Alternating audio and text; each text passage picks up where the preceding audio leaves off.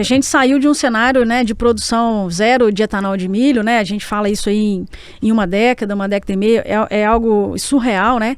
Para uma produção realmente expressiva do etanol do grão aqui no país, e o Mato Grosso tem um papel fundamental nisso, né? A grande parte da energia está guardada na forma de açúcar, que já é uma energia prontamente entregue, mais fácil de ser aproveitada. O milho é alimento, então se eu tirei parte do alimento, ele ainda continua a ser alimento. Então dali eu consigo tirar a fração oleosa, né? Então eu tenho o óleo como um coproduto importante, e eu tenho o que a gente chama de DDG. Dentro, né, dessa perspectiva do uso do grão para alimentação animal, a gente sabe que o milho sempre foi a fonte de energia, né? A fonte ali de amido, é o carboidrato que era a busca. Mas ao retirar o carboidrato, o que a gente faz é concentrar essa fração proteica. Então a proteína que estava ali, que era pequena em comparação ao amido, ela aumenta. Então você tem um produto com uma proteína de elevado, né, com quantidades, com concentrações mais elevadas, somada a essa proteína oriunda das próprias leveduras. Você está ouvindo o Mundo Agro Podcast, o seu podcast semanal sobre o agro, para ouvir onde estiver. Apresentação, professor Rogério Coimbra.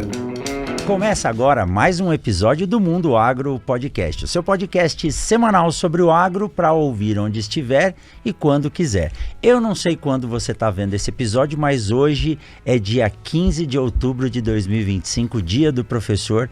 Então a todos os professores que estão nos ouvindo ou nos assistindo, os parabéns, e uma profissão que forma todas as profissões. E hoje, aqui no Mundo Agro Podcast, temos um prata da casa. Trago aqui a professora Roberta Nogueira, professora do curso de Engenharia Agrícola e Ambiental, engenheira agrícola e ambiental. Parabéns, Roberta, pelo nosso dia, né? Dia dos professores, e seja muito bem-vindo ao Mundo Agro Podcast. Maravilha, professor Rogério, muito obrigada pelo convite. Retornar os parabéns, né? Essa é uma profissão que realmente nos orgulha muito de estar nela, sabemos os desafios, só quem está lá sabe as delícias e as dores de sermos professores, mas realmente é um dia especial. Trabalhamos o dia todo e estamos aqui agora para falar um pouquinho sobre o mundo agro, que é o que nos move na academia também. Legal. Roberta, muito obrigado por aceitar o convite, vir aqui no estúdio do Mundo Agro Podcast. Eu estava dizendo para você antes de começar a gravar que é difícil trazer os nossos colegas para cá, e tem mais de 270 professores, né, aqui na UFMT. Sei desse número porque na defesa para titular lá eu fiz uma pesquisa e parabéns, né, você recém passado aí para o último nível da carreira, né? Meu pai perguntou, e aí, Rogério, agora que você chegou para titular, o que acontece? Eu falei, pai, acho que eu não tenho mais nenhum aumento de salário daqui para frente, né? Eu brinquei que a melhor coisa de chegar no último nível da carreira é não precisar guardar mais nenhum certificado, Rogério. Eu tô, assim, efetivamente muito feliz com essa nova função. Acho que agora a gente fica mais livre para fazer aquilo que a gente realmente gosta e impacta, sem a preocupação com as burocracias que muitas vezes nos prendem. E as obrigações. Mas é legal, né? Porque a gente tá falando aí de mais de 15 anos de docência, né? Exato, são 16 anos aqui na UFMT, né? Fora, né, o passado que nos antecede a entrada aqui na carreira acadêmica, mas é uma carreira assim, muito que realmente consegue condensar todos os sonhos da juventude, mas mais ainda os planos para o futuro, né? Então a gente percebe esse caminho bonito aí que a academia nos oferece. E o legal é que a gente não percebe, né, que está envelhecendo, né? Tá chegando na fase boa. A gente tá sempre com os jovens. Eu acho que eu tô na casa dos 20 a 22 ainda, né? Todo dia estamos com eles. Eu também. Olha, eu tô assim, jovem para sempre. É uma das coisas boas de sermos professores, né? É isso aí. Roberta, bom, você é professora aqui na UFMT, formada em Engenharia Agrícola e Ambiental. Você estava me dizendo que é primeira ou segunda turma, né? Conta pra gente um pouquinho dessa sua trajetória. Você é natural de onde? Muito bacana. Eu brinco que eu sou um pouco cigana, sabe, Rogério? Né? Assim, filha de um caminhoneiro, meu pai sempre, né, com muitas atividades em diferentes lugares. Então eu nasci em Linhares, no Espírito Santo, sou capixaba. Que legal. Mas muito jovem, né? Ali antes dos 6 meses de idade, minha família se muda para o interior do Rio, onde estava localizada a família. E ali tem a minha infância e juventude. E ali a gente tinha a família, né, vinculada ao agro, mas muito pouquinho, assim, sítio, bem pequenininho. E aí meu pai é caminhoneiro. E aí no ensino médio eu fui fazer um curso técnico em agropecuária, vinculado à Universidade Federal Fluminense, no interior do estado. E lá fiquei durante 3 anos fazendo curso técnico, me apaixonei pelo agro e por essa efetiva vida, né, voltada à inovação tecnológica para o campo. E aí, durante a universidade, engendrei pelo caminho da engenharia, que era uma outra paixão, juntei a matemática com a agricultura, que era justamente as duas coisas que me impulsionavam no ensino médio. Então, fui fazer engenharia agrícola e ambiental na Universidade Federal de Viçosa, e como eu te falei, fui a segunda turma, né? Era um curso em engenharia agrícola, e aí faz a migração para engenharia agrícola e ambiental no momento em que as demandas e as questões ambientais de sustentabilidade passam a fazer muita diferença no nosso agro. E aí, ao chegar na Universidade Federal de Viçosa, tive a oportunidade de trabalhar com a pesquisa e com a inovação desde o primeiro semestre. Fui bolsista de IC por 5 ciclos. Todos os ciclos da universidade fui bolsista então, de iniciação científica. E junto com o professor Juarez, ao qual dedico o meu carinho no dia de hoje, que foi o meu mestre, meu tutor, e um engenheiro totalmente vocacionado para o desenvolvimento tecnológico e a inovação, com muita abertura e muito trabalho voltado à extensão. Então era uma pesquisa / extensão o tempo todo. O professor Juarez era um professor que trabalhava com pós-colheita e energia. Então acho que daí já juntamos as duas coisas, o etanol de milho. Então a gente trabalhava com o grão, grãos diferentes, desde milho, soja, muito café na época, né, e a região é uma região produtora, mas trabalhando com secagem e armazenamento. Ao longo desse caminho, engendrei pela produção de etanol à época etanol de cana, né, não se falava isso lá no início dos anos 2000, né, o etanol de milho era a realidade dos Estados Unidos, mas não aqui. Então, durante a graduação foi isso. E no finalzinho da graduação, tive a oportunidade de fazer uma graduação sanduíche no estado de Kentucky, na University of Kentucky, que está ali no Corn Belt, né? Na região do cinturão de milho dos Estados Unidos, uma região produtora de etanol de milho. E ao chegar lá, isso em 2005, 2006, me vinculei a um laboratório que trabalhava com produção de etanol de milho vinculado à energia e seus coprodutos. Então, ali foi uma outra oportunidade. E aí, quando eu retorno para o Brasil, ingresso no mestrado, doutorado, e aí, nesse entremeio, entre a pós-colheita e a energia, e aí fiz a minha graduação, mestrado, doutorado nessa linha. Em 2009 faço concurso para a Sinop, né, para assumir uma vaga de fenômeno de transporte e a parte ambiental, e adentrando nessa área, chegando aqui em Sinop em 2009, a gente se vê numa região em que a saca de milho custava ali algo em torno de R$10. E aí eu vindo da realidade de produção de etanol de cana, falei, gente, isso aqui é algo inacreditável, né, é algo que a gente precisa estudar. E aí até estudando um pouquinho, né, pra gente falar aqui no podcast hoje, pegando os meus arquivos antigos, meu primeiro projeto encaminhado ao CNPq no edital universal foi sobre etanol de milho. Isso foi em 2010. E a essa época, levei um não, né? Como diversos que a gente leva durante a caminhada. Mas então, ao chegar, porque eu já tinha feito uma análise econômica, eu falei assim, olha, nessa análise econômica a gente tem uma possibilidade grande. E aí, depois disso, em 2017, né, a gente começa a falar de etanol de milho aqui, já assumindo a cadeira da energia na agricultura no curso de engenharia agrícola aqui na universidade, é a cadeira que eu ministro aula hoje, então trabalho com fenômeno de transporte e energia na agricultura.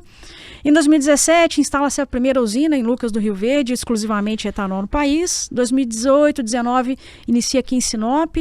E aí eu saio para fazer um pós-doutorado, vou para a University of Minnesota nesse momento, que também é uma grande produtora de etanol de milho. E aí lá trabalho exclusivamente com análise de ciclo de vida e pegada de carbono do etanol de milho da indústria brasileira, da indústria nacional. Então essa é um pouquinho da minha trajetória, bem resumida, até chegar aqui hoje para a gente poder conversar um pouquinho sobre etanol de milho. Lá se vão aí mais ou menos uns 25, 26 anos dedicados a esse assunto. Que legal, Roberta. E olha, a gente se conhece, você chegou aqui em 2009, julho de 2009, né? Eu estou aqui desde 2006. Eu acompanhei esse processo do etanol. Eu contei ontem na aula, dando aula de cana para os meus alunos, né? Eu tenho um tio que foi um dos engenheiros químicos que participou do projeto Proálcool no Brasil. Então sempre tive ligado por conta, né, do que ele fazia. E aí comecei a entender um pouquinho do que era etanol de milho quando em 2009 eu fui convidado pelo Sindicato Rural, através da universidade, para participar de uma reunião em Sorriso, onde pesquisadores do International Soybean Research vieram para cá para falar sobre a energia na agricultura e falaram um pouco de etanol de milho, né? E aí eu fiz uma pergunta besta na época, por que vocês fazem etanol de milho, não fazem etanol de cana, né? Aí ele, muito educado, respondeu assim, nós sabemos produzir milho. Né? Depois tem até uma pergunta para te fazer aí, qual que tem maior conversão, né? Mas eu não imaginava que você tinha toda essa sua trajetória, até num momento onde isso era considerado utópico para o Brasil. Milho, imagina, né?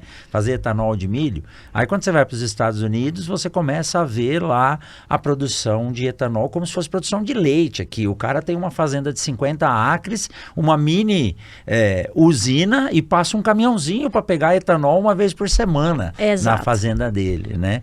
E hoje a gente tem instalado aqui em Sinop, você tem uma grande parceria, vai falar sobre isso, a maior usina de etanol de milho do mundo. É isso ou não? Exatamente. A gente saiu de um cenário, né, de produção zero de etanol de milho, né? A gente fala isso aí em uma década e meia. É algo surreal, né?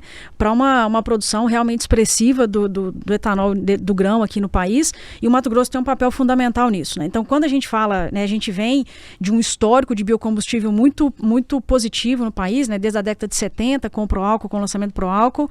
E a cana-de-açúcar, eu falo assim, ela é uma cultura que realmente, né, colocou o Brasil onde ele está em termos de biocombustíveis e apesar, né, dela hoje ter essa competitividade junto ao etanol, né, do milho, o papel dela precisa ser mantido, respeitado e cada vez mais colocado, né, no lugar devido. Mas o etanol de milho ele é uma realidade em função das várias perspectivas. O Brasil, a gente fala de um país continental, né, Rogério? Então, assim, enquanto a cana-de-açúcar tem suas vantagens, né, em outras situações, em outros sistemas produtivos, o grão, né, o milho entra aqui no estado de Mato Grosso, na região centro-oeste, com pontos, né, que inclusive, assim, acho que essa é a grande chave, né, do etanol de milho na nossa região, que é o milho de segunda safra.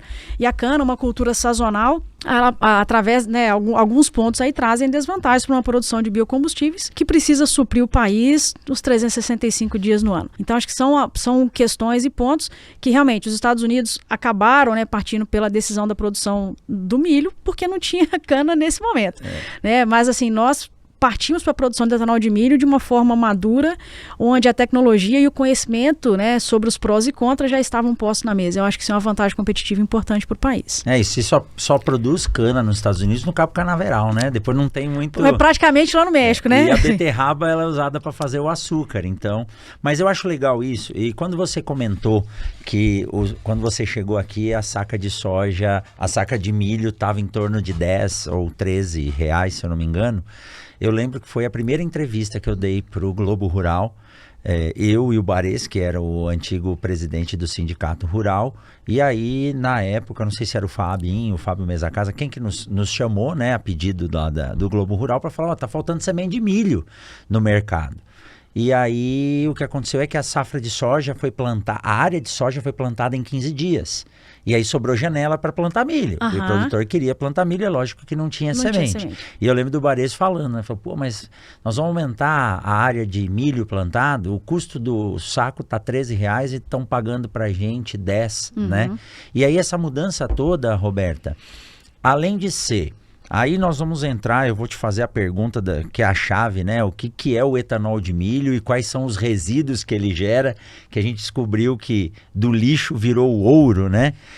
Mas a gente descobriu que tão sustentável quanto a cana, e foi provado, né, que a cana, ela preserva, ela recicla água, ela gera energia e vários coprodutos, o etanol de milho, ele trouxe em primeiro lugar segurança para o plantio na região.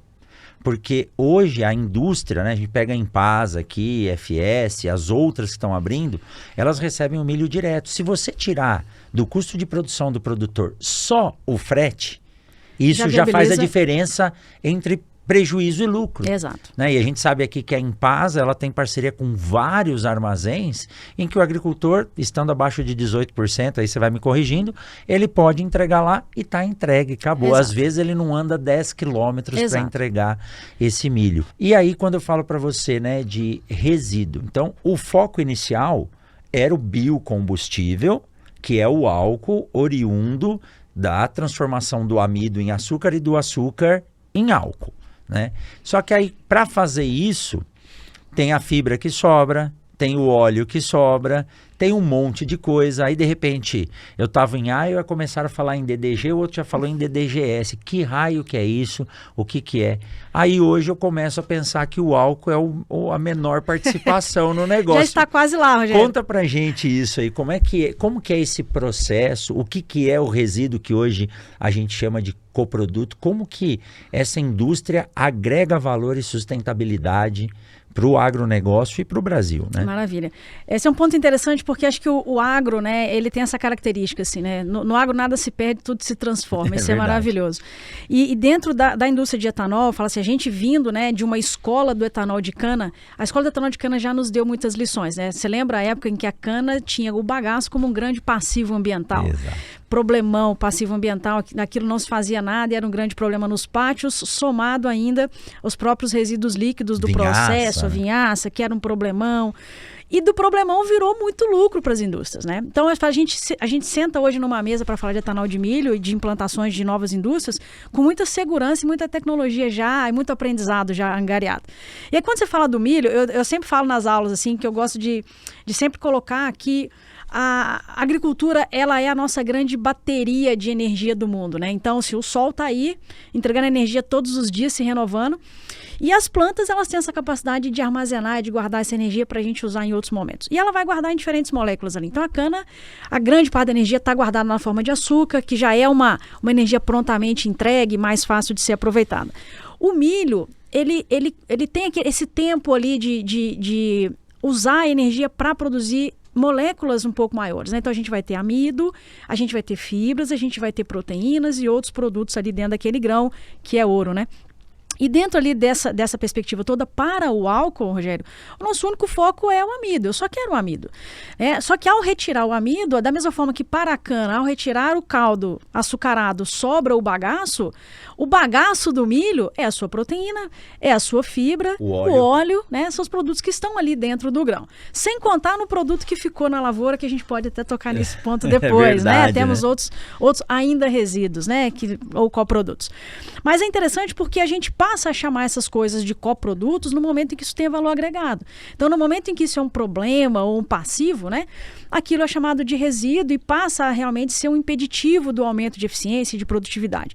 Mas para o milho, todos esses produtos já tinham um caminho delineado. Então, eu tenho ali, olha, o milho é alimento. Então, se eu tirei parte do alimento, ele ainda continua a ser alimento. Então, dali eu consigo tirar a fração oleosa, né? Então, eu tenho o óleo como um coproduto importante e eu tenho o que a gente chama de DDG.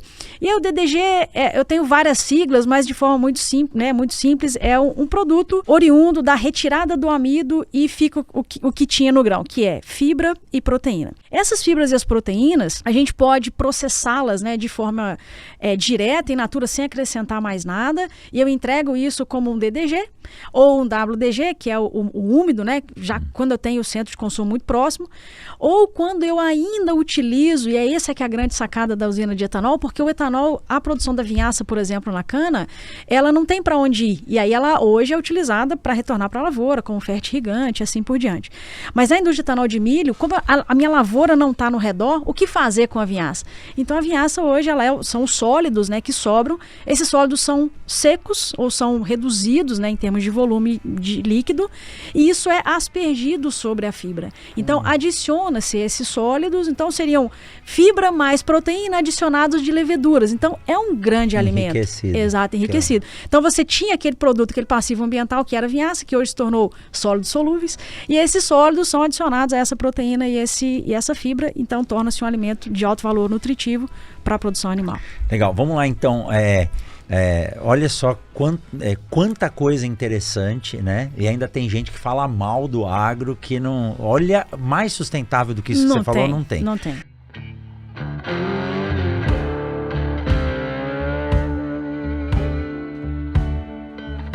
Vamos aproveitar esse intervalo para bater um papo sobre uma parceria de peso no mundo das sementes. Desde 2013, a Momesso, que é referência no Brasil em equipamentos para tratamento de sementes, juntou forças com a Quimbria, uma gigante europeia líder mundial em tecnologia para o processamento de grãos e sementes. Essa parceria de sucesso faz da Momesso a representante exclusiva da Quimbria no Brasil. Eles cuidam de tudo, da comercialização, instalação e manutenção dos produtos da Quimbria por aqui. Então, se você está buscando excelência tanto no tratamento quanto no beneficiamento de sementes, a Momesso é a escolha certa.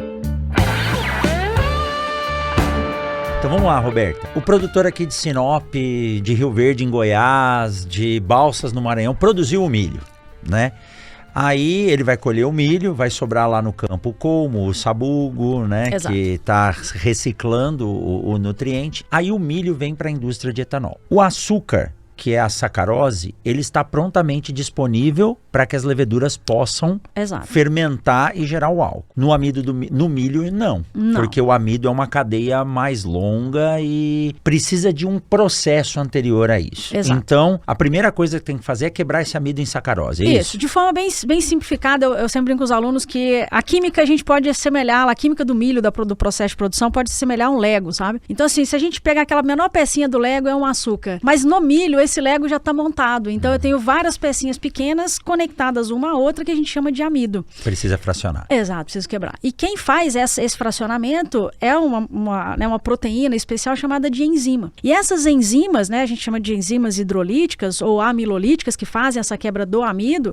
Essas enzimas são trazidas, né, de uma indústria que produz essas enzimas. Geralmente são produzidas ali por outros micro-organismos e elas são adicionadas ao milho triturado e o amido já está em solução. Então, Brício, olha, quer lembrar desse processo? Você lembra da sua mãe fazendo um polentão? Aquela canjiquinha, aquele milho triturado, coloca para cozinhar, o amido sai de dentro do grão, daquela massa sólida, ele vem para a solução, aquela solução fica grossa, enriquecida de amido, o amido a gente chama de amido solubilizado, e nesse amido solubilizado eu adiciono essa enzima. Essa enzima vai agir e ela vai liquefazer, a gente chama esse processo de liquefação. A própria enzima presente no embrião do milho, ela não é suficiente para no processo fazer essa quebra. Você precisa potencializar isso com a enzima trazida de fora. Exato. Esse processo, Rogério, inclusive é até foco de uma das pesquisas que a gente está tocando no laboratório, né, nesse momento, de usar parte, né, dessas enzimas, só que para que essas enzimas estejam ativas, o milho precisa passar pelo processo de start. Então ele tem que ter tido aquele primeiro processo ali da semente de germinar. Teria que fazer uma pré-germinação. Exato, que seria o que as indústrias de cerveja faz, né? Então teria que ter um malte, exato. Eu teria que ter um malte de milho. Então o malte de milho como fonte enzimática e de amido é uma possibilidade hoje científica, tá?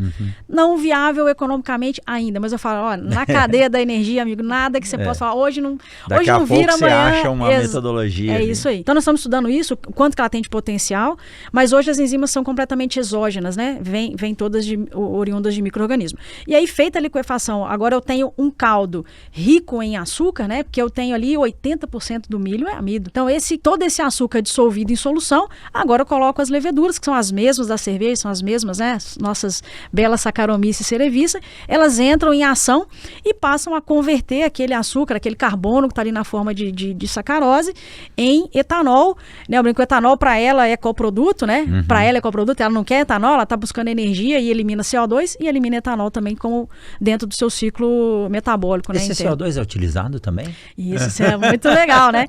Então, o CO2 emitido, ele hoje, cada indústria tem uma tecnologia, né, para poder usar, mas você pode reaproveitar, você pode pegar esse CO2, porque é um gás limpo, você pode emitir ele, ou seja, só liberar esse gás da atmosfera, mas já tem indústrias que fazem o reaproveitamento desse gás, né, desse carbono de outras formas. Então, tem indústrias que já estão pegando esse carbono, inclusive fazendo até com injeção desse carbono em profundidade, em solos profundos, para fazer uma espécie de poupança de carbono em solos, mas não é ainda uma tecnologia que está, né, evidenciada na maioria das plantas. A maioria das indústrias... Isso aí no Japão, não que eu fui para o Japão, vi numa reportagem no Japão, eles mandando isso a 13 quilômetros de profundidade, dissolve o carbono na água para tentar compensar, parece que até 2030 eles precisam compensar essas emissões e algo em torno de 100 toneladas dia para colocar lá no fundo, é muita coisa. Exato, mas as pesquisas avançam, né, Rogério? Então assim, temos grupos de pesquisa, inclusive um um grupo que eu tenho conhecimento do que eles estão fazendo, muito bacana.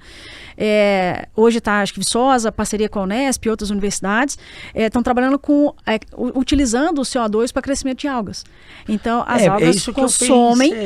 a base da fotossíntese. Exatamente. Então, utiliza esse carbono que está ali já intensivo, né, e altamente concentrado e faz o crescimento de algas que podem ser usadas, como, por exemplo, como fonte de biomassa ou fonte até mesmo de proteína, porque já que elas produzem nitrogênio em altas quantidades. Então, tem coisa boa vindo por aí. E eu, como um consumidor, né, ferrenho de água com gás, dá para pôr na água com gás, dá para encher o cilindro. É possível também. Mas beleza, então você tem que quebrar esse amido numa molécula que a levedura consegue trabalhar, depois isso vira o álcool, e aí então você tem 2 coprodutos, que é o sólido, que é a fibra mais a proteína, assim como sai da soja também quando esmaga, e aí você tem o processo fermentativo, que são as leveduras mortas que sobram ali, que vai gerar também algo que tem valor nutricional, ou seja, tem energia armazenada ali para ser utilizada.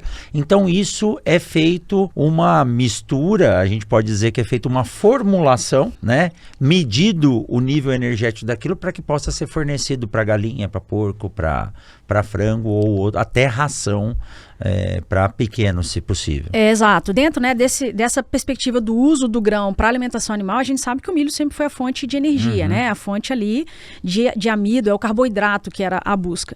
Mas ao retirar o carboidrato, o que a gente faz é concentrar essa fração proteica. Então a proteína que estava ali, que era pequena em comparação ao amido, ela aumenta. Então você tem um produto com uma proteína de elevado, né, com quantidades, com concentrações mais elevadas, somada a essa proteína oriunda das próprias leveduras. Então você tem um produto de alto valor agregado, proteínas prontamente disponíveis, né, para o aproveitamento do animal. E hoje eu ainda brinco que assim, a luta que você vê dentro de uma planta industrial para aumentar 2% de proteína no DDG é absurda, porque é um coproduto de altíssimo valor agregado. A gente está falando aí de uma proteína de mais de R$1.000 a tonelada. Olha então, aí. é algo que realmente impacta muito, né, no custo geral e na receita das plantas de produção. Então, hoje, se eu falar assim, olha, quem é o coproduto ali? Sinceramente, é difícil você pontuar, né? Porque você tem uma produção elevada e o que se busca hoje, Rogério, é diversificar o mercado consumidor. Porque a gente teve um avanço tão grande na produção de etanol que ocorreu a disponibilidade desse produto foi imensa. E aí você tem que crescer a cadeia de consumidores, né? Então, a cadeia que consome isso, a nossa produção animal, não cresce na mesma velocidade que a oferta desse produto tem crescido. Então, há um descompasso, né? E esse descompasso cria até mesmo uma certa insegurança, segurança de preços e assim por diante, mas a busca, né, a tecnologia que tá se permitindo fazer hoje, inclusive na pecuária, tem garantido a absorção desses produtos com valor, né, importantíssimo, porque agora eu converto aquela proteína vegetal na proteína animal de muito maior valor agregado. Então, a gente fala de uma cadeia em que eu aumento, né, as receitas de forma muito sustentável. E nós estamos falando, né, Roberta, do posicionamento das indústrias muito próximo às áreas de pecuária e agricultura, ou seja, esses centros já estavam formados, né? Você está falando agora que a Enpasa, a gente viu abrindo lá em Balsas, Luiz Eduardo Magalhães, né? Então, a gente tem essa proximidade que evita eu precisar secar para levar isso mais longe. E passando então, saiu o álcool, saiu o CO2, saiu a proteína, saiu um pouco de carboidrato ali, a levedura, e nós temos um filé disso aí, que eu falo que é o filé mignon. Quando você vai no mercado, você olha o preço, que é o óleo de milho. O óleo de milho para consumo humano, para composição de medicamentos, alimentos como um todo. E além disso, a gente fala do óleo de milho ainda como um adjuvante no uso na tecnologia de aplicação agrícola. E, se eu não me engano, a Enpasa tem até uma marca de óleo desse. E sabe o que me assustou? A indústria de milho, né, o setor de melhoramento e produção, me procurou aqui na universidade há 1 a 2 anos, dizendo assim, olha, a indústria de etanol está querendo um milho com mais óleo. Eu falei, calma lá, né? Não é assim, né? E então o óleo é uma fração, né, um ácido graxo de alto valor agregado, que acaba saindo uma porcentagem lá e pode ter diversas utilizações, né, Roberto? Isso aqui, Rogério, a gente está falando até agora de produtos que já estão consolidados, né? Daqui a pouco a gente pode até expandir e falar que as oportunidades são inúmeras dentro de uma biorefinaria, né? Mas ali, quando você fala do óleo, realmente, a gente tem um mercado consumidor ávido por esse produto, né? Um produto que tem o uso na alimentação humana já delimitado, mas a alimentação humana ela tem um limite, né? Porque a gente tem concorrências, tem outros óleos que estão aí, mas ele tem mercados, né, que são nichos de mercado. Então, o nicho como adjuvante dentro da produção agrícola é um nicho importante do etanol de milho, e a proximidade dele com o mercado consumidor é o que tornou muitas vezes viável esse tipo de produto, porque antes eu precisava exportar o produto in natura para que esse óleo fosse extraído em outra região e trazer de volta. Né? Então, isso inviabiliza essa produção. A gente não pode esquecer desse óleo também como matéria-prima para produção de biodiesel, é um ponto importante. Mas é um óleo muito nobre, né? Muito nobre. Que nem o girassol, a própria soja, Exato, mas tá aí, né? Eu falo assim, a gente nunca pode eliminar as possibilidades, a gente aqui está falando de forma técnica, e aí o mercado depois vai decidir para onde vai. Então, acho que a grande questão, quando a gente fala de etanol de milho, é que eu tenho coprodutos altamente versáteis. Então, eu tenho um DDG que pode ser levado para alimentação de ruminantes e não ruminantes. Eu tenho os sólidos que hoje, né, falando das enzimas e leveduras e tal, que hoje é adicionado ao DDG, mas que de repente daqui a pouco eu encontro moléculas ali de altíssimo valor agregado e que eu posso fazer a extração. Eu estou falando de um CO2 que hoje não tem valor agregado direto, tem indiretos, né, como na forma de crédito, descarbonização e assim por diante, mas que daqui a pouco a gente encontra outra ferramenta. E estou falando de um óleo que eu tenho um vasto mercado que pode absorver esse produto. Então, assim, e a indústria, Rogério, cada vez, assim, a cada época que você vai, a cada mês que você volta, assim, eles aumentaram 0,5% aqui, 1% ali, eu ganhei um pouquinho mais de óleo aqui, consegui melhor eficiência ali. Então, assim, a busca, né, é muito intensiva de todas as partes, de todos os players. Eu falo assim, essa é a grande importância dessa cadeia do etanol de milho. Tem muita gente boa trabalhando para tornar essa indústria cada vez mais eficiente, tanto dentro da indústria quanto na academia. E aí isso acelera muito. Aí a gente fala de inovação gerando resultado lá na ponta, né? E você fala assim, é 1% aqui, é 0,5% ali, mas quantas toneladas de milho não passam por dia ali, né? Se eu não me engano aqui, são mais de 5 milhões de litros produzidos dia. Exatamente, né? E é absurdo. E é interessante, não sei se você teve a oportunidade de entrar numa indústria de etanol de milho, diferente do que acontece com a cana. A cana, em função da sazonalidade dela, né? Você precisa garantir a produção anual no período na janela de colheita. Tem ociosidade. Exatamente, além da ociosidade. Então você tem que, olha, se eu quero vender o ano inteiro, eu tenho que ter armazém para o ano inteiro. E armazenar álcool, a gente sabe o risco e assim por diante, né? E aí eu passando nessas indústrias grandes, falei assim, onde está o resto do etanol? Porque eram 3 tanques de armazenamento. Eu disse, não, só temos isso. Eu falei, só tem isso? Não, a gente não tem estoque. Porque a gente produz todo dia. É o suficiente para encher os caminhões da semana. Então você tem assim, tem um estoque ali só. Mas ela tem um estoque grande de milho. Exato. Né? Nossa, é absurdo, né? Inclusive aqui hoje está o maior armazém de milho do mundo também, né? Nós temos o maior graneleiro do mundo, está aqui hoje na indústria de etanol. Quantas toneladas você tem esse Número? Eu não tenho esse número agora, eu não quero errar nesse número. Mas assim, eu sei que os alunos comentaram outro dia que a Solenir passou com eles ali na frente e falou, né?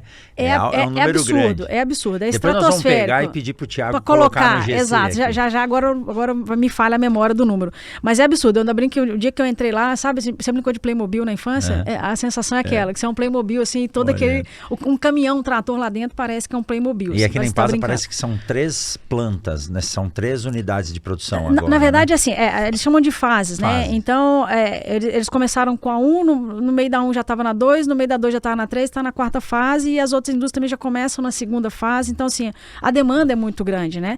E assim, é uma indústria que, apesar de parecer extremamente complexa, né, e cheia de equipamentos, que na verdade ela a tecnologia já está dominada. Então, assim, é algo que realmente você consegue fazer relativamente rápido, porque o desenvolvimento tecnológico já avançou. E o Brasil, antes da gente entrar na inovação, né, mas o Brasil, ele detém a tecnologia de transformação de material vegetal em etanol há muito tempo, né, Roberta? A história aqui de Sinop conta que existe uma indústria de etanol que usaria o amido da mandioca, isso na década de 70. Só esqueceram de trazer a tecnologia para produzir a mandioca aqui, né?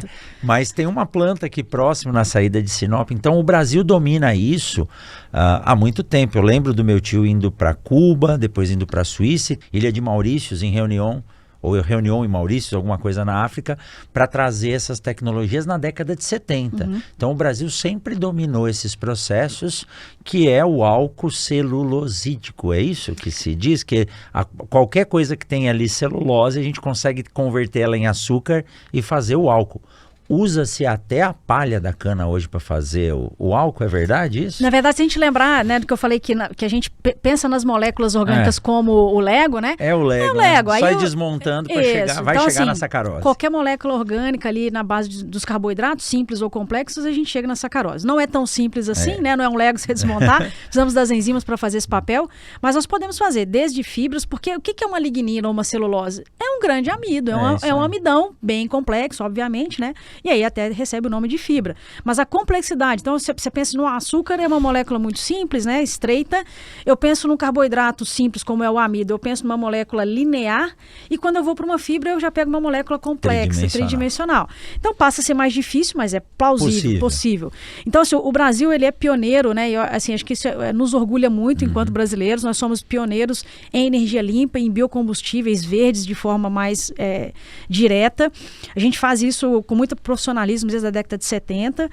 E a gente começa ali com o etanol mais simples, que é o etanol, né, do açúcar direto, mas e aí os centros de pesquisa e universidades no Brasil, né, avançaram muito em desenvolver o etanol oriundo do amido, no caso do amido de milho, batata doce, da própria mandioca, né, ou seja, todos os amidos que a gente tem à disposição aqui no país.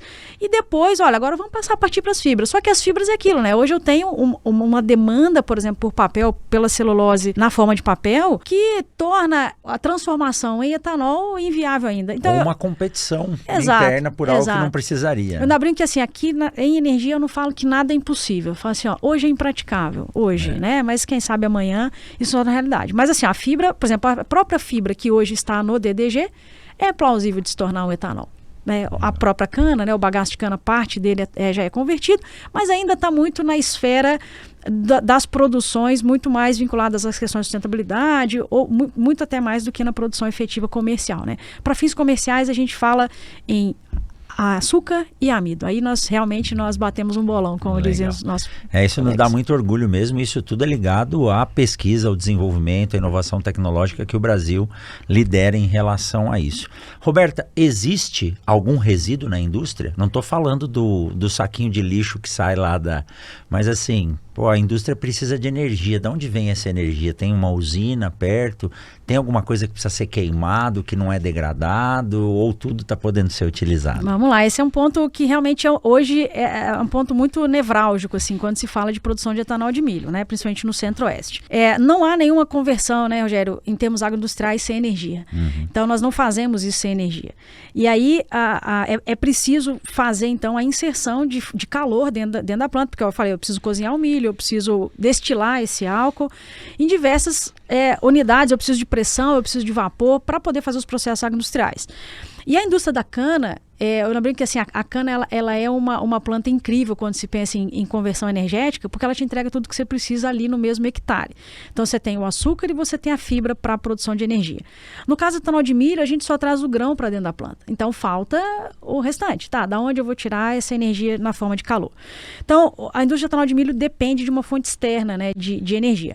E hoje a nossa indústria, diferente das indústrias em outros países no mundo, é uma indústria verde completamente. Nós somos a base de bioenergia. Então nós queimamos ou nós fazemos a combustão de biomassa. E aí a biomassa hoje, né, a base da biomassa nossa, de todo o Brasil, é uma biomassa florestal.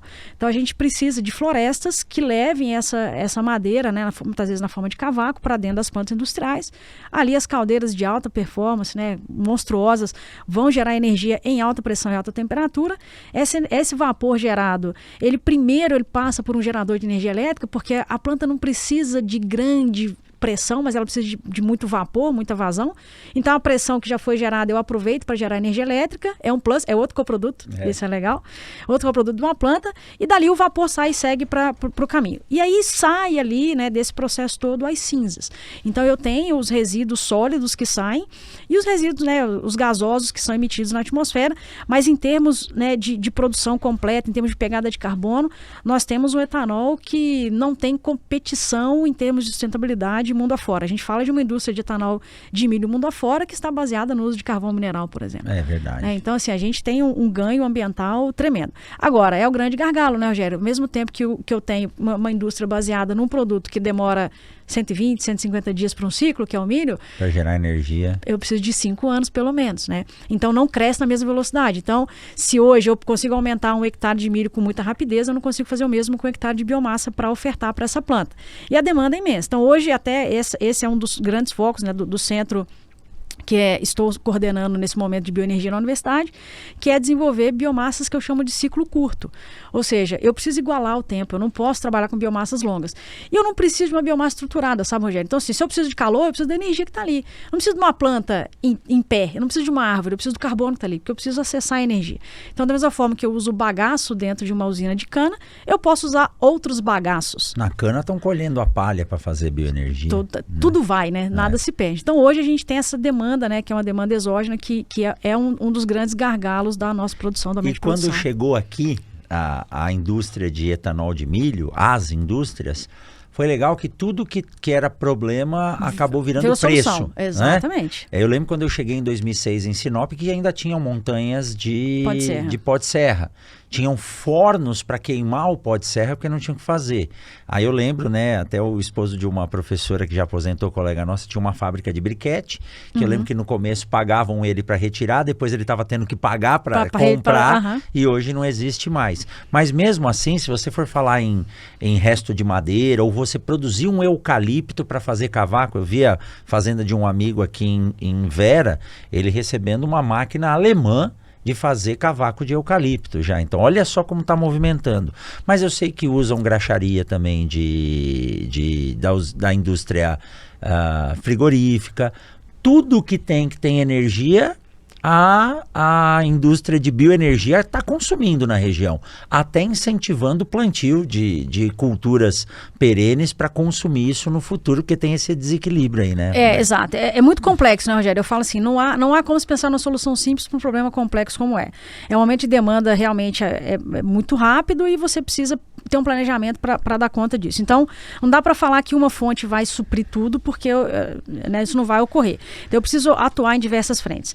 Então, hoje eu tenho resíduos, né, ou coprodutos de produção agroindustrial. Casca de arroz é uma realidade.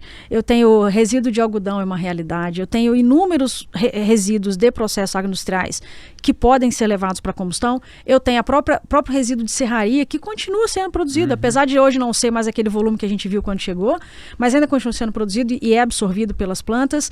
Eu tenho resíduos de processos de manejo, porque quando eu faço o manejo, Rogério, eu tiro o cerne, eu tiro só a tora e o galho e o restante da árvore, né? Então, é um produto que é levado para a indústria, além da produção florestal exclusiva para esse fim, que aí a gente tem eucalipto, a gente tem pinos fora do centro-oeste, mas eu tenho outras espécies, a teca vem surgindo, eu tenho bambu, né, sendo né, produzido para isso. A gente tem uma parceria com um produtor ali em Vera, que é um parceiro nosso que tem começado a produção de capim-elefante para geração de energia.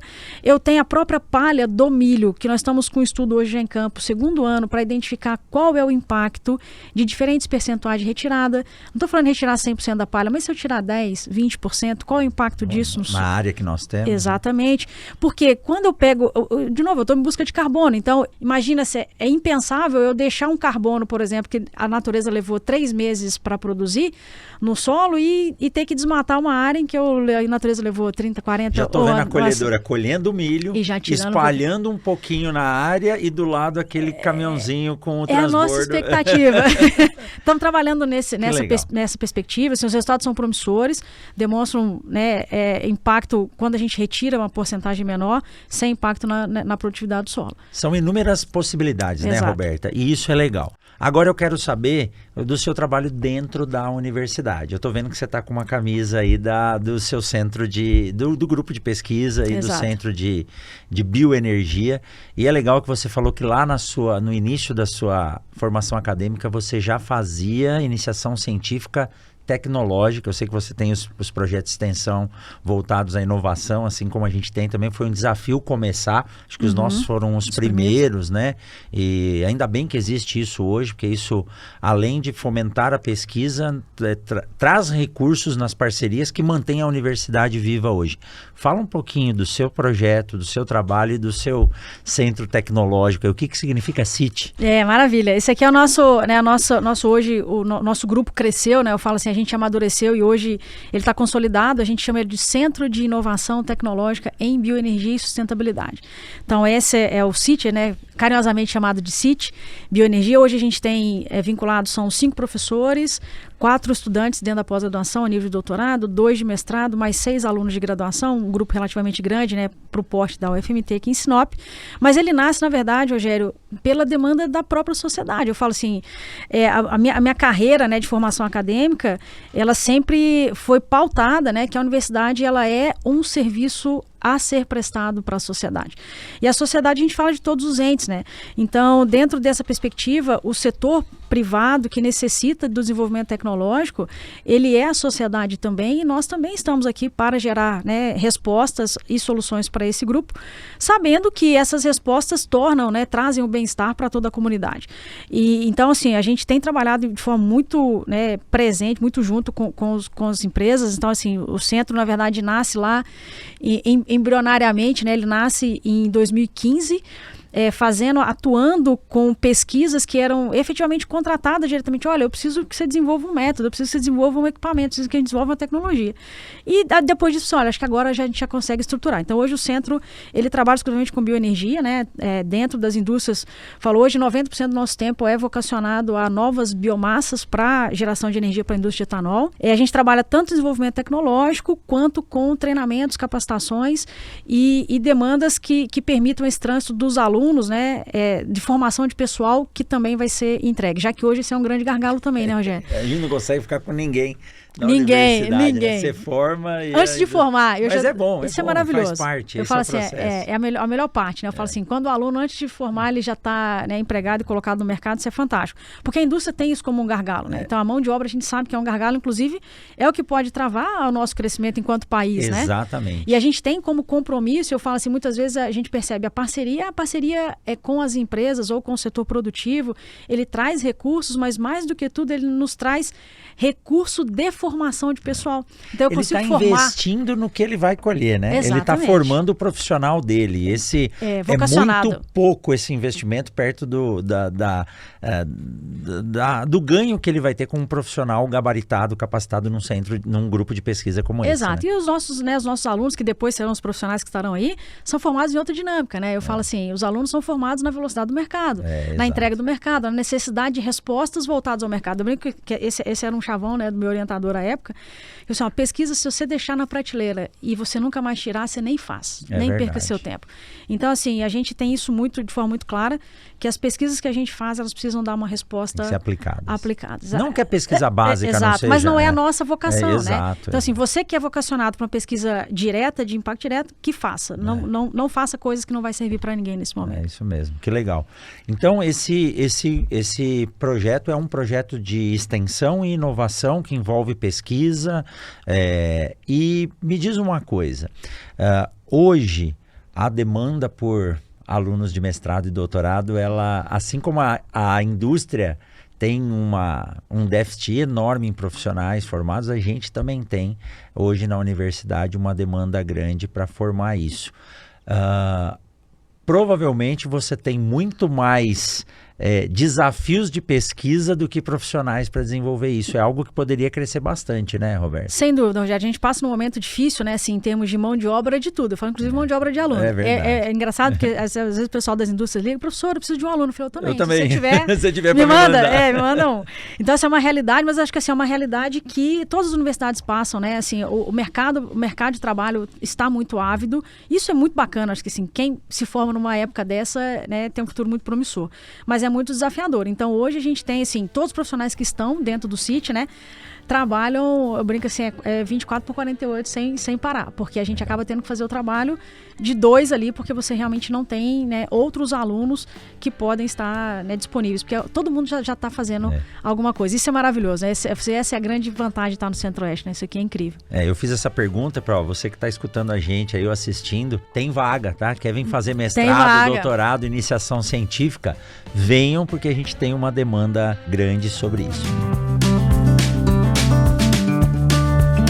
Viver uma jornada de 25 safras de parceria com o produtor rural é algo que merece ser muito comemorado. Essa é a trajetória da Agrosol Sementes, uma empresa que nasceu no coração do Cerrado Mato-Grossense e construiu a sua história lado a lado com quem vive e produz no campo. Com muita simplicidade, credibilidade e resiliência, a Agrosol não abre mão de ter em seu portfólio sementes com altíssima qualidade. Assim, em cada safra, a Agrosol assume um novo compromisso de levar tecnologia e inovação aos negócios rurais. E é graças a essa parceria com o agricultor que a Agrosol segue evoluindo. Agrosol Sementes, há 25 safras gerando prosperidade ao campo.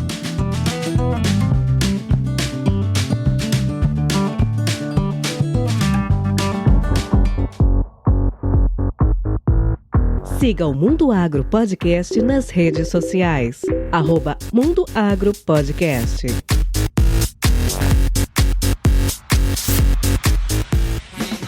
Roberta, essa parte final aqui do nosso bate-papo, a gente não deixa ninguém sair ileso e não é só falar do... Eu quero saber de spoiler, né? Quando você olha para o futuro, bom, o etanol de milho não era uma realidade para nós, nós descobrimos que o potencial grande estava aqui, a indústria de agregação de valor saiu de Santa Catarina, do Paraná e veio para cá. A gente conseguiu juntar vários setores, tornando a agricultura no Brasil muito sustentável. Partia-se do princípio de que a cana jamais ia ser substituída e foi. O que a gente pode pensar no futuro agora? O que mais tem por vir, né, dessa indústria fantástica que, além de gerar emprego, se eu não me engano, a Impasa em Sinop são mais de 15 mil empregos entre diretos e indiretos formados, né? Fora as outras indústrias. O que você vê pela frente aí? Tem alguma inovação para aparecer? Tem alguma coisa que vocês estão pesquisando que você já pode nos falar? Tem muita coisa, né, Rogério? Eu falo assim, a inovação, esse é acho que é meu grande motivo, assim, de acordar todo dia feliz e de trabalhar, é que a gente todo dia está produzindo coisas novas, né? A gente todo dia produz o futuro. Eu acho que isso é maravilhoso. E a indústria de etanol, ela é incrível para isso, assim, porque o futuro, ele é muito promissor dentro da indústria de etanol. Eu falo assim, primeiro que ali a gente tem uma biorefinaria e o potencial biológico do planeta, da natureza, ele é infinito, né? Então, assim, a gente está diante do infinito de possibilidades. Então, hoje, mas assim, já temos realidades, né? Então, eu falo assim, a indústria de etanol de milho hoje já trabalha com o SAF, que é o combustível para aviação. Isso, assim, era impensável, né, de se falar alguns anos atrás. Então a gente já está falando de uma aviação verde com combustível e não só na aviação, mas já se fala também na aplicação do próprio óleo de milho como fonte para biodiesel, para descarbonizar o nosso transporte marítimo. É algo também impensável há pouco tempo atrás. Nós temos aqui, quando a gente fala de biorefinaria, esse conceito de biorefinaria, que é quando eu uso agentes biológicos, né, para trabalhar tecnologicamente as moléculas que estão presentes, eu abro uma gama incrível, Rogério. Dali eu posso tirar bioplásticos, químicos, análogos a químicos que a gente tem hoje, que não são renováveis, que podem ser renováveis. A gente tem uma proteína interessante. Até fiz uma brincadeira essa semana no laboratório com os meninos. Falei, gente, isso aqui é outra coisa, assim, eu nem vou mexer porque eu não tenho tempo de fazer isso agora, tá? Mas existe uma proteína no milho chamada de zeína, uma das proteínas é a zeína, e quando você extrai a zeína, ela é um bioplástico. Ela pode ser usada para você recobrir alimentos e assim por diante. Usos inúmeros, né, na indústria. E aí, quando você tira ela, você aumenta o acesso das enzimas ao amido. Você aumenta o rendimento na indústria. E a retirada dela, assim, é absurdamente simples de ser feita. Simples, muito simples de ser feita. A gente fez no laboratório brincando com um frasquinho e falou assim, olha que azeína aqui, ó. Que legal. Então, assim, tem um potencial enorme como biorefinaria. Então, dali, moléculas que eu não faço nem ideia do que a gente vai fazer, terão. Outras inovações que acabam sendo diretas pela indústria de etanol, ela é esse grande motivo, né, esse grande potencializador nas próprias enzimas. A gente tem hoje uma indústria biotecnológica de produção de enzimas que a cada dia tem uma enzima diferente, que não sabia que existia, que aumenta a produtividade, aumenta o rendimento, sem falar nas leveduras. Levedura, cada dia tem um código diferente. Fala assim, eu não estou nem acompanhando mais. Qual que é o código que tá vigente? Porque a cada dia eu tenho uma levedura que está melhor, que consegue produzir melhor. E tem uma indústria só para isso, Só para isso, exclusivo. Eu tenho centros de pesquisa dedicados exclusivamente a esse tipo de produção, né? Então, acho que assim, e além disso, né, falando isso de produtos palpáveis, visíveis, mas hoje já é realidade, ainda não é algo conhecido, né, pelo grande público, mas acho que é importante falar.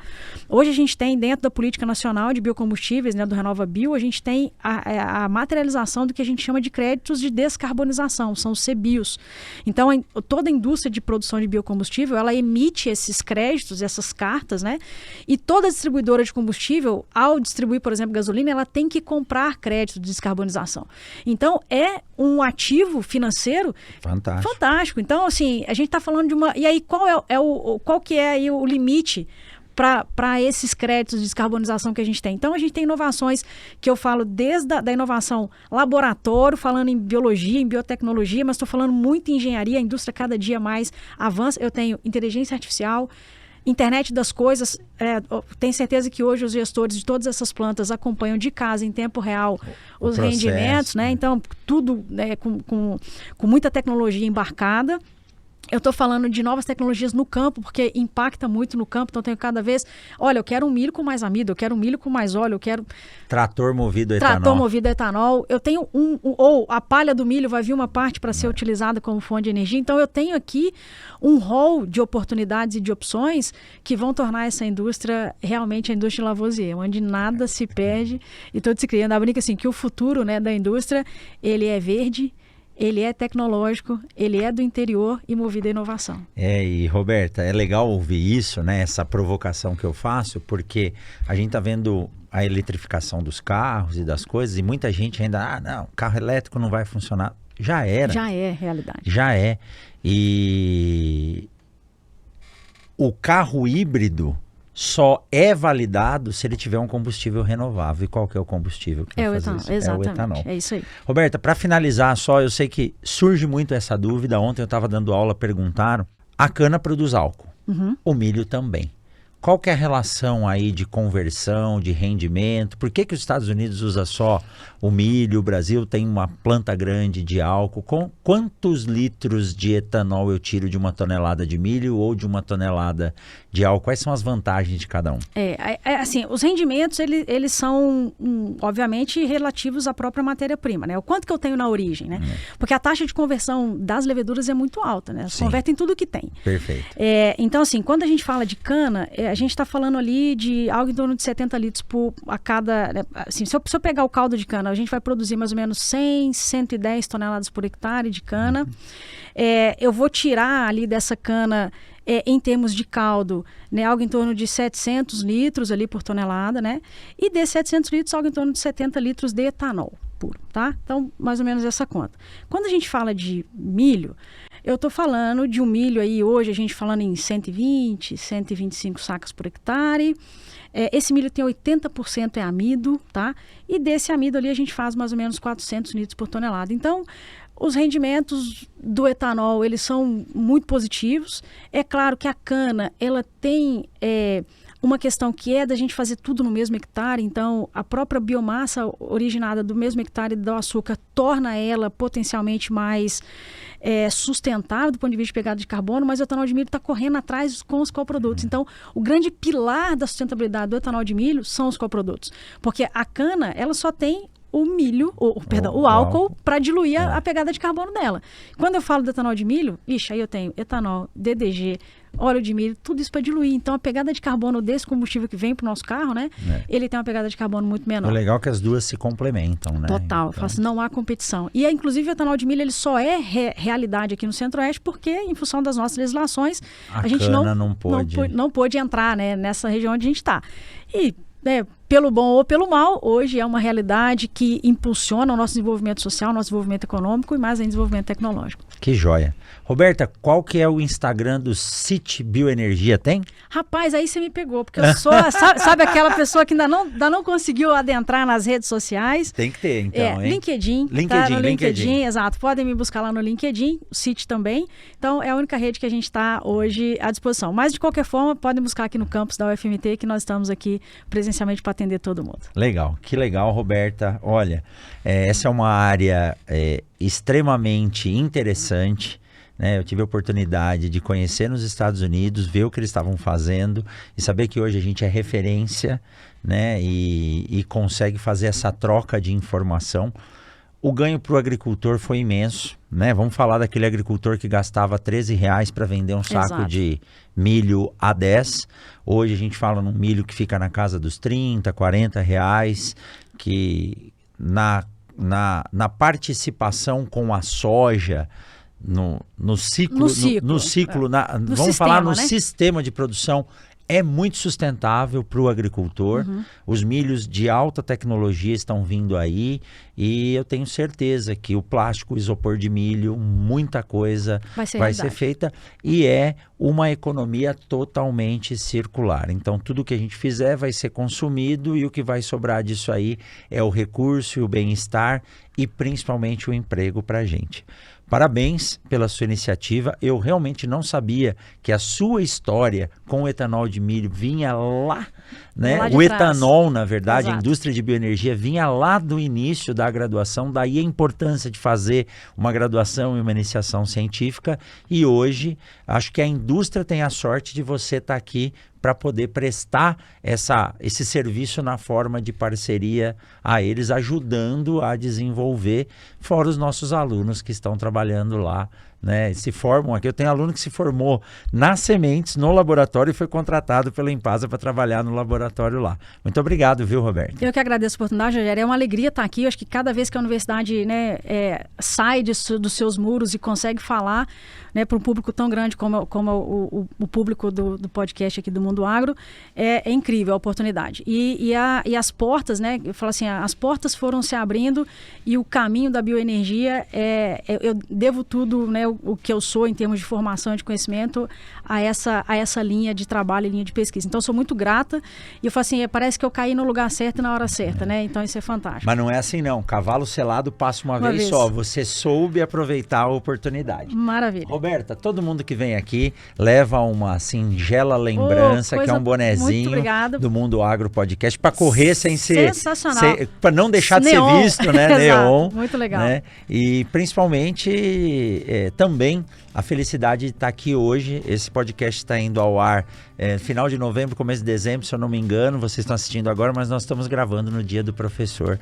Novamente, parabéns a você, a todos os professores. É uma honra ter os professores da UFMT no Mundo Agro Podcast, que é um projeto da UFMT. Para finalizar, eu queria agradecer, Rogério, e parabenizar pela iniciativa. Assim, acho que a sua iniciativa de sair, né, dos muros da universidade e falar, né, do que a gente faz e colocar o agro no lugar, né, devido, e dar o valor devidas pontuações a ele de forma muito clara e técnica, é incrível. Então, parabéns pelo trabalho e conte sempre conosco para o que precisar. Legal, isso é a extensão, exatamente, né, que a gente tem que fazer. Muito obrigado, Roberta. Você que ficou com a gente até agora, pense em compartilhar esse episódio. Tá ouvindo ou assistindo a gente pelo Spotify? Dê 5 estrelas, pega o link, compartilha com um amigo. Tá assistindo no YouTube? Clique em hypar, que esse podcast vai lá para cima, levando informação sobre inovação, sobre educação e tecnologia que fazem do Brasil um dos líderes mundiais na produção de alimento e energia de forma sustentável. Na semana que vem, a gente tem mais um episódio do Mundo Agro Podcast. Valeu, um abraço para vocês. Tchau, Roberta. Muito obrigado. Até daqui a pouco na UFMT. Até mais. Tchau, tchau.